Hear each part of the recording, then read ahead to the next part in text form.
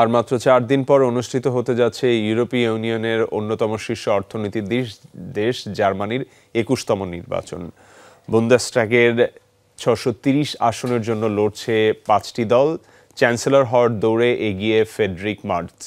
জনমত জরিপে সবচেয়ে এগিয়ে তার দল ক্রিশ্চিয়ান ডেমোক্রেটিক পার্টি। তবে বিশ্লেষকরা বলছেন সরকার গঠনে সোশ্যাল ডেমোক্র্যাট কিংবা গ্রিন পার্টির সাথে জোট গঠন করতে হতে পারে তাদের। জেনেক্সে শিফট করো, লাইফকে লিফট করো। ফ্রি ডেমোক্র্যাট পার্টির নেতা ও অর্থমন্ত্রী ক্রিশ্চিয়ান লিন্ডারকে বরখাস্ত করায় গেল বছরের নভেম্বরে ভেঙে পড়ে জার্মানির ক্ষমতাসীন দলের জোট। আগাম নির্বাচনের ডাক দেন চ্যান্সেলর ওলাফ শোলজ। আগামী 23 ফেব্রুয়ারি পরবর্তী সরকার নির্বাচনের সিদ্ধান্ত নেবেন জার্মানির ভোটাররা। ভোটের আগে জনমত জরিপে 30% এগিয়ে আছে ফ্রেডরিক মার্জের ক্রিশ্চিয়ান ডেমোক্র্যাট পার্টি। জনপ্রিয়তা হারিয়ে তৃতীয় স্থানে অবস্থান করছেন চ্যান্সেলর ওলাফ শোলজের দল সোশ্যাল ডেমোক্রেটিক পার্টি। নির্বাচনী দৌড়ে আছে অ্যালিস উইডেলের অল্টারনেটিভ ফর জার্মানি, রবার্ট হ্যাবেকের গ্রিন পার্টি ও জারা ওয়াগেনকনেট অ্যালায়েন্স।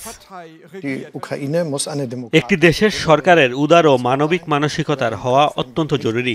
এর একটি উদাহরণ হতে পারে দেশের মানুষের পাশাপাশি শরণার্থীদের সুরক্ষা প্রদান করে দেশের অভ্যন্তরীণ ও অভিবাসন ব্যবস্থা নিয়ন্ত্রণে রাখা। আমি এই বিষয়গুলো নিশ্চিত করতেই প্রতিজ্ঞাবদ্ধ। আগামী রবিবার জার্মানির সাধারণ মানুষের সিদ্ধান্তের ভিত্তিতে ঠিক করা হবে কে সরকার গঠনে নেতৃত্ব দিবে এবং কে এই গঠন প্রক্রিয়ায় সহায়তা করবে। নির্বাচনে প্রথম 2টি করে ভোট দেওয়ার সুযোগ মিলবে ভোটারদের। প্রথমটি 299টি আসনে সরাসরি প্রার্থী নির্বাচনে, দ্বিতীয় ভোটটি দেওয়া হবে রাজনৈতিক দল নির্বাচনে। কোনো রাজনৈতিক দল যদি 5% ভোট নিশ্চিত করতে পারে তবে দলটি পাবে সরাসরি জার্মানির পার্লামেন্ট বুন্দেসট্যাগে প্রবেশের সুযোগ। নিয়মানুযায়ী বুন্দেসট্যাগে আসন থাকে 733টি, তবে এবারে তা কমে দাঁড়িয়েছে 630টি আসনে। বাতিল করা হয়েছে অতিরিক্ত আসন সংক্রান্ত জটিল নিয়ম। বিশ্লেষকরা বলছেন নির্বাচনে জিতলে ক্রিশ্চিয়ান ডেমোক্রেটিক পার্টিকে সরকার গঠনে জোট বাঁধতে হবে গ্রিন পার্টি কিংবা সোশ্যাল ডেমোক্রেটিক পার্টির সাথে। সাবরিনা নুসরাত, যমুনা নিউজ।